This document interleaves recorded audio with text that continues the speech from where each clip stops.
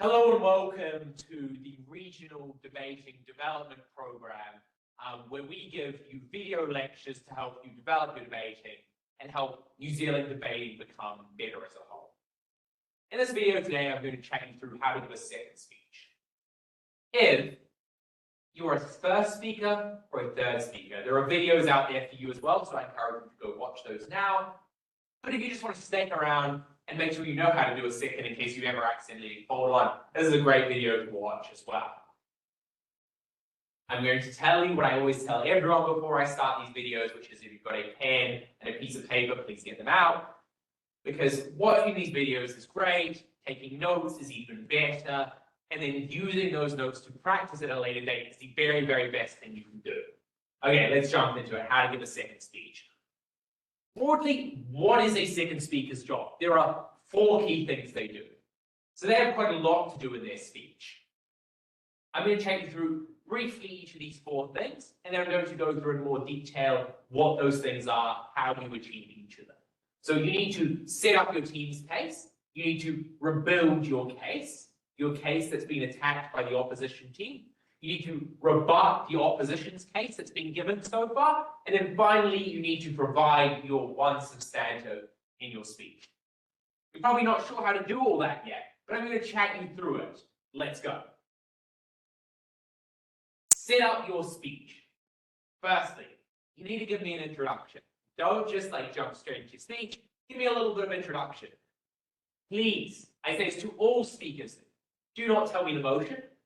The judge already knows it. Do not say welcome to the debate and the other speakers. It is an old relic of New Zealand debating gone by that is now outdated and doesn't actually give you any points. It just wastes your valuable time, which you could be using to win the debate. What can you do instead if you're doing introductions? You can be funny, you can be emotive, you can do all sorts of things.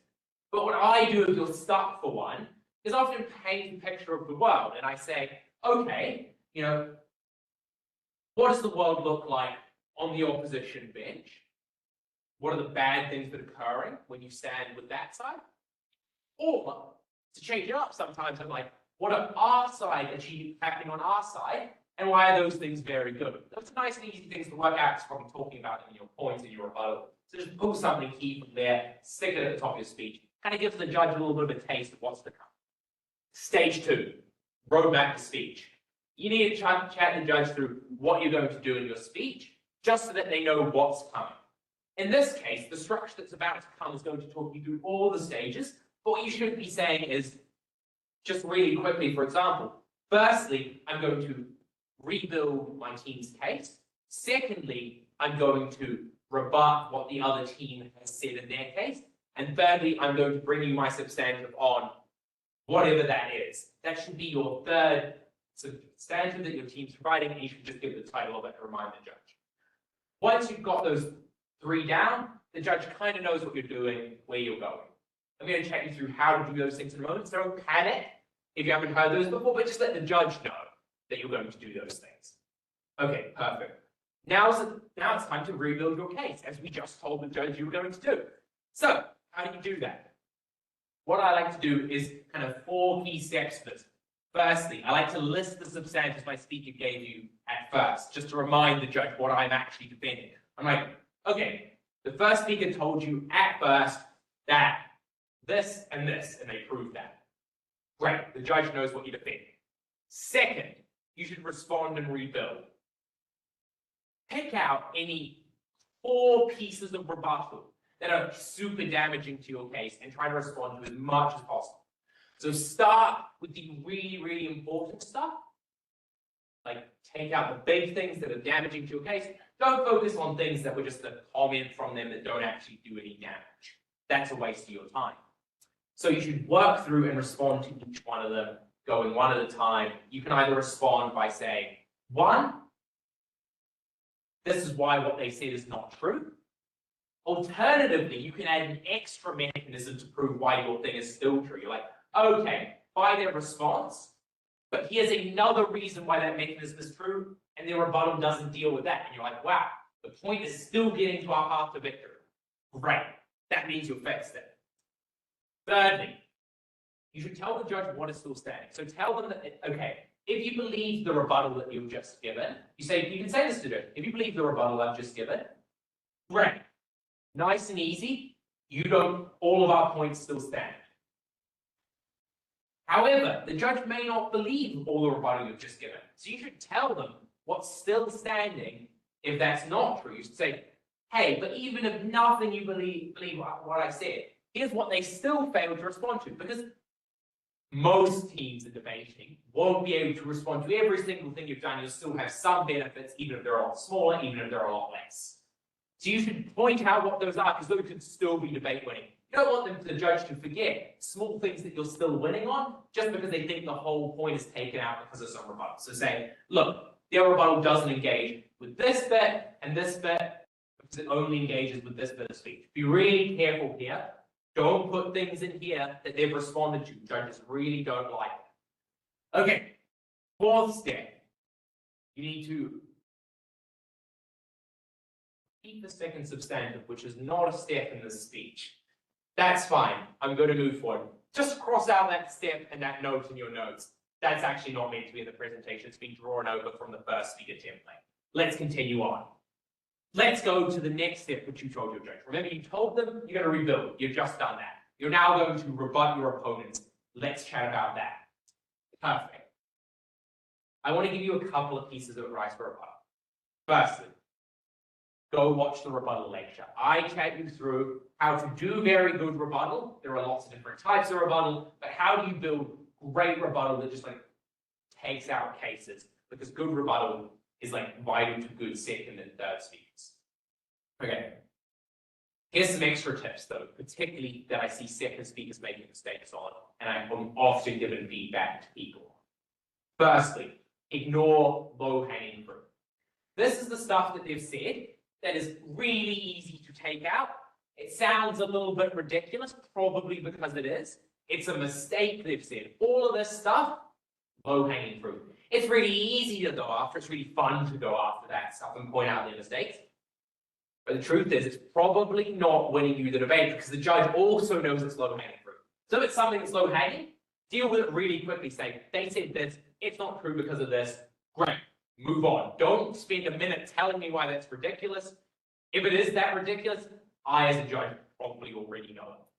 Second, what you should be dealing with instead of that is the big targets. The big targets that you should be looking at are the things that are going to be giving them paths to victory, things that you think directly clash with your case material.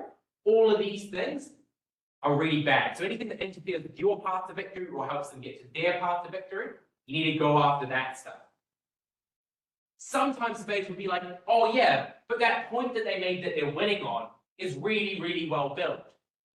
Yes, that's because they know it's winning material, so they spend a lot of time on it. You too can spend a lot of time attacking it. So if it's a big target that is debate winning for them, I will take a whole minute out of my speech and I will sit down and be like, if this is the most important thing, I'm going to give you as many responses as I can give. I'm going to say, firstly, this is a response, but even if you don't believe that, here's a second response. And you continue on. Explaining the even if structure is something I do in my rebuttal video.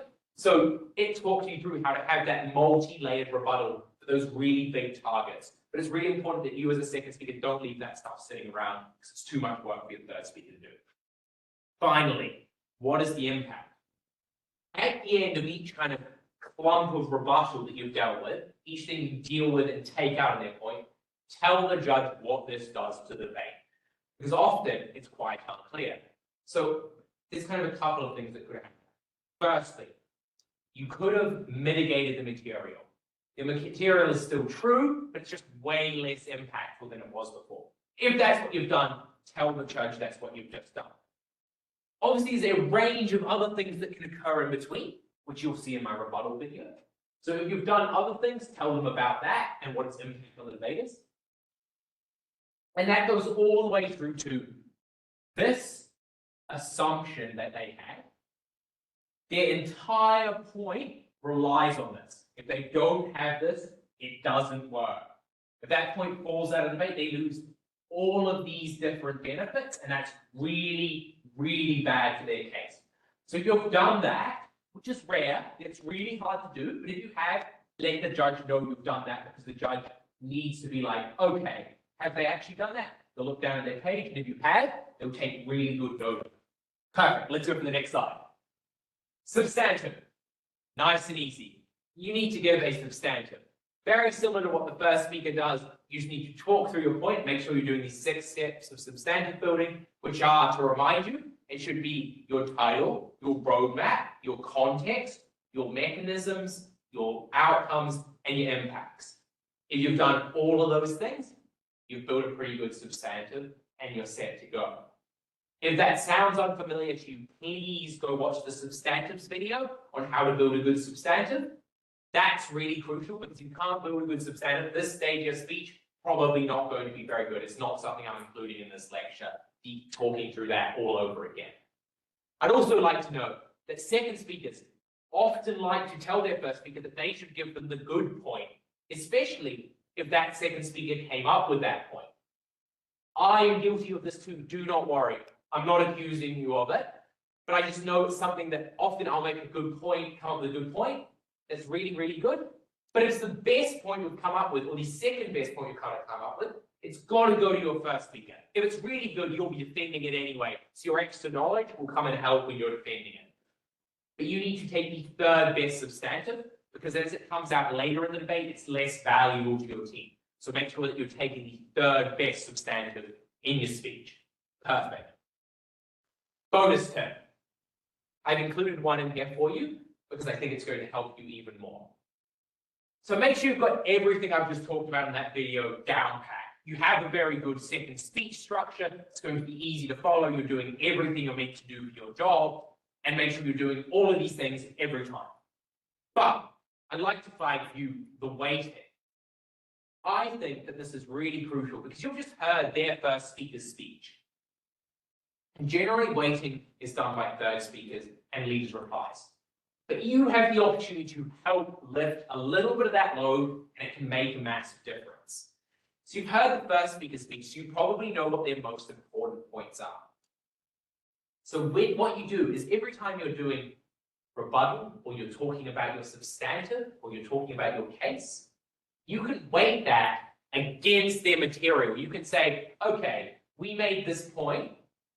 Here's why it's not true, but here's also why it's a lot more important. Here's why our point is a lot more important than their points, right? Or here's why my substantive I'm giving you is a lot more important than their substantives. Because now you don't just have to say ours was really important, you can say ours is more important, which is a lot of better way to do it, because it's much more logical for the judge to follow that. So this is much harder to do, so make sure you've got everything else down first, but make a note to come back, and once you've got the structure down, add this bonus step in, because I think it's the next step to becoming an even better second speaker. I'd like to flag a little disclaimer now before I wrap up this video. It's not part of the teaching content, so if you're finished up, feel free to tune out, but I think it's important that this disclaimer is here. Is this the only structure for a second speech? No. Is it a very good structure for a second speech? I think it is. I think it's excellent. It's the one I use when I debate second, and I think it'll help you a lot. Obviously, you will tweak a few things along the way as you go, and I encourage you to do that. Every debater has their own speech. Otherwise, we would have copy and paste of every debater. But start with this one because it's excellent, and I would say probably a lot better than what a lot of regional debaters are using at the moment. And then once you've got this down, then you can make the little tweaks to it. And I think it's always best to get the standard method down before you, and understand the rules of it before you start breaking little rules within it. I think it's a much better way to go about it. So thank you so much for tuning in. I hope you enjoyed this lecture. I hope it was helpful. If you have any questions, as always, pop them in the comments. Thank you once again, and I hope you have a great rest of your training session. Thank you very much.